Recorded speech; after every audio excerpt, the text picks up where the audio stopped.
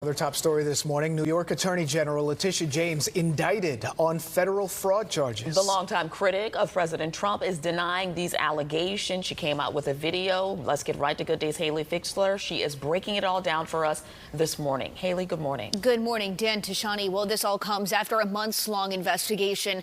Prosecutors saying that James lied on mortgage paperwork to get a better loan. And this is an investigation that Trump has supported. He even recently called for charges to be filed against her. James, though, is calling it a weaponization of the justice system. Take a listen. These charges are baseless, and the president's own public statements make clear that his only goal is political retribution at any cost. The president's actions are a grave violation of our constitutional order and have drawn sharp criticism from members of both parties. His decision to fire a United States attorney who refused to bring charges against me and replace them with someone who is blindly loyal not to the law, but to the president is antithetical to the bedrock principles of our country. The federal grand jury indicted James on these criminal charges for bank fraud and for making false statements to a financial institution. Officials say that she bought a home in Norfolk, Virginia, using a mortgage loan. They explained that she was given favorable loan terms with the stipulation that she would use her house as her second residence.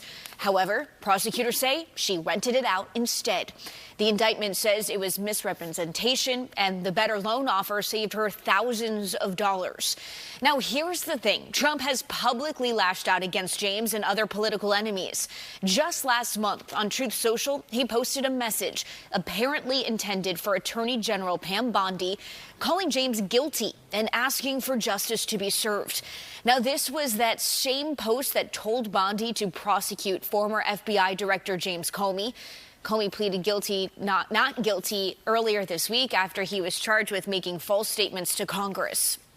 Now, it's also really important to note that one of Trump's personal attorneys, Lindsey Halligan, has been named the U.S. attorney for the district in Virginia where James is being charged. Now, this just happened last month after the previous U.S. attorney resigned under pressure.